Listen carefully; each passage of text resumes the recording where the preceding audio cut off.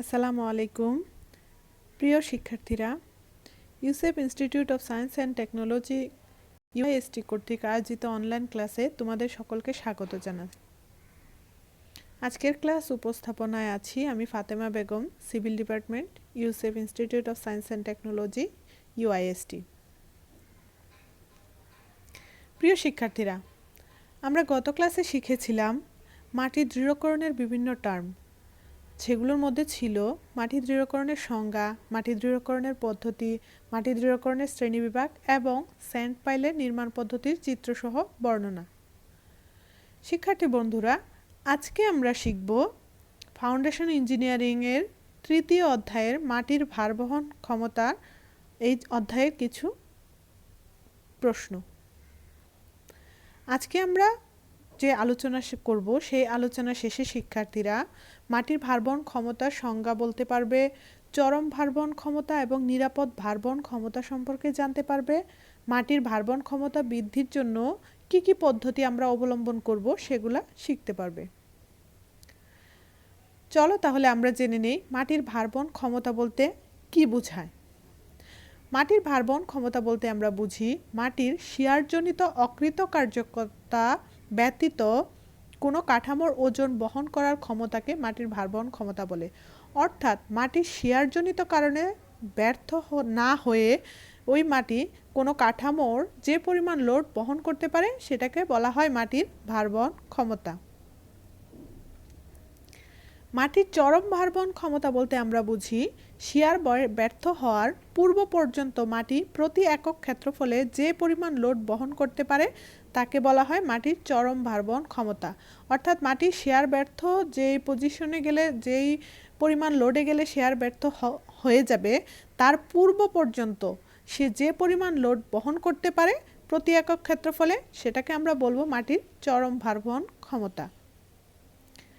মাটির নিরাপদ ভারবহন ক্ষমতা বলতে আমরা বুঝি অকৃতকার্য হওয়া ব্যতীত স্বাচ্ছন্দ্যে এবং নিরাপদে দীর্ঘদিন ধরে কাঠামোর লোড বহন করার ক্ষমতাকে বলা হয় মাটির নিরাপদ ভারবহন ক্ষমতা। অর্থাৎ আমরা যদি কোনো মাটির যদি মনে করো, উদাহরণস্বরূপ আমরা বলতে পারি কোনো মাটির যদি 50 কেজি পার মিটার স্কোয়ারে যদি সে লোড নিতে পারে, তার সর্বোচ্চ ক্ষমতা যদি হয় 50 কেজি পার স্কোয়ার মিটার, তখন সেটা হচ্ছে তার চরম ভারবহন ক্ষমতা। আর নিরাপদ ভারবহন ক্ষমতা হলো সেখানে যদি আমরা তাকে 40 কেজি পার স্কোয়ার মিটারে লোড দেই তাহলে সে সেটা নিয়ে স্বাচ্ছন্দ্যে এবং অনেক দিন ধরে সেই লোডটা বহন করতে পারবে, এবং সেই লোডটাই হচ্ছে মাটির নিরাপদ ভারবহন ক্ষমতা। নিরাপদ ভারবহন ক্ষমতাকে কিউএস দ্বারা প্রকাশ করা হয় এবং নিরাপদ ভারবহন ক্ষমতা কিউএস সমান হচ্ছে কিউএনএস প্লাস ডি। এখানে ডি হচ্ছে বাংলাদেশের মাটির ভারবহন ক্ষমতা। মাটির ভারবহন ক্ষমতার পদ্ধতি সম্পর্কে এখন আমরা শিখব। কি কি পদ্ধতিতে আমরা মাটির ভারবহন ক্ষমতা বৃদ্ধি করতে পারি। অর্থাৎ আমরা যদি কোনো মাটির উপরে কোনো কাঠামো নির্মাণ করতে যাই, সেই কাঠামোটা যে লোড দিবে মাটির উপরে, সেই লোডটা যদি মাটি বহন করতে না পারে তখন আমরা কি কি পদ্ধতিতে সেই মাটির ভারবহন ক্ষমতা বাড়াতে পারবো সেগুলো আমরা এখন শিখব। এর মধ্যে 1 নাম্বার হচ্ছে গ্রাউটিং করে। গ্রাউটিং মানে হচ্ছে মাটি এবং মাটির ভিতরে যে ছিদ্রগুলো থাকবে, ছিদ্রগুলোর কারণে মাটির ভারবহন ক্ষমতা কমে যায়।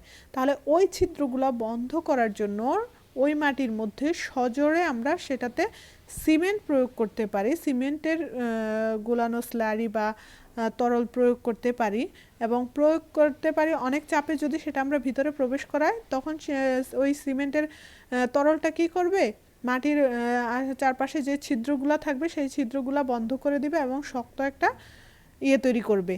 তো সেভাবে আমরা মাটির ভারবহন ক্ষমতা বৃদ্ধি করতে পারি। এখানে আমরা চিত্রটাতে দেখতে পাচ্ছি যে সিমেন্ট গ্রাউটিং হচ্ছে একপাশে, একপাশে জেট গ্রাউটিং হচ্ছে।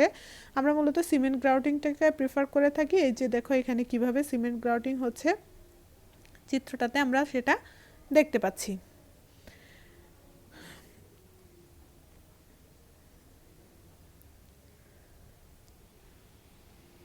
তারপরে হচ্ছে ভিত্তির গভীরতা বৃদ্ধি করে, অর্থাৎ মাটির যত ভিতরের দিকে যাওয়া যাবে মাটির ভারবহন ক্ষমতা ততই বৃদ্ধি পাবে। সেজন্য আমরা যখন কোনো ফাউন্ডেশন তৈরি করব সেটা আমরা শ্যালো ফাউন্ডেশন না করে যদি ডিপ ফাউন্ডেশন করি তাহলে মাটির গভীরতাটা, মাটির ভারবহন ক্ষমতাটা সেখানে বেশি পাবো। তৃতীয় ধাপে আসে রাসায়নিক ক্রিয়ার সাহায্যে। এই পদ্ধতিতে তরল সিমেন্টের পরিবর্তে তরল সিলিকেট অফ সোডা এবং ক্যালসিয়াম ক্লোরাইডের দ্রবণ যদি মাটির মধ্যে চাপের সাহায্যে সজোরে প্রবেশ করানো যায়, এর ফলে মাটির ভিতরে গিয়ে ওই দ্রবণগুলা কি হয়, মাটি কণাগুলোর সাথে জমাটবদ্ধ হয়ে নিরেট শক্ত একটা পাথরের মতো লেয়ার তৈরি করে, আর তখন কি মাটির ভারবহন ক্ষমতা বেড়ে যায়। নেক্সটে আমরা করতে পারি যেটা, সেটা হচ্ছে মাটিকে সীমাবদ্ধ করে, অর্থাৎ যেখানে আলগা মাটি আছে মাটিটা সরে যাওয়ার সম্ভাবনা আছে বা মাটিটা সরে গেলে ওইখানে মাটির ভারবহন ক্ষমতা হ্রাস পাওয়ার সম্ভাবনা আছে, সেখানে আমরা কি করতে পারি, শীট পাইলের মাধ্যমে মাটিটাকে একটা নির্দিষ্ট এলাকায় বা নির্দিষ্ট পরিসীমায় বদ্ধ করে রেখে আমরা মাটির ভারবহন ক্ষমতা বাড়াতে পারি। এই যে আমরা এখানে দেখতেছি যে চারপাশ দিয়ে শীট পাইল দিয়ে মাটিটাকে আটকিয়ে রাখা হয়েছে। তারপরে আমরা আরেকটা জিনিস করতে পারি, সেটা হচ্ছে যখন মৃত্তিকাতে বেশি পানি থাকবে তখন পানির জলীয় অংশ বেশি থাকার কারণেও কিন্তু মাটির ভারবহন ক্ষমতা কমে যায়। এর কারণে আমরা মৃত্তিকার সেই জলীয় অংশটাকে যদি আমরা বের করে আনতে পারি বা নিঃসরণ করতে পারি তাহলে আমরা মাটির ভারবহন ক্ষমতা বাড়াতে পারবো। এই যে এখানে এভাবে আমরা এই যে চিত্রে আমরা দেখতে পাচ্ছি যে এই যে মাটির যে সারচার্জ যে ইয়েটা আছে সেটা থেকে হচ্ছে পানি নিষ্কাশনের মাধ্যমে, ড্রেনের মাধ্যমে পানি নিষ্কাশন করে আমরা এখানে মাটির ভারবহন ক্ষমতা বাড়াতে পারি।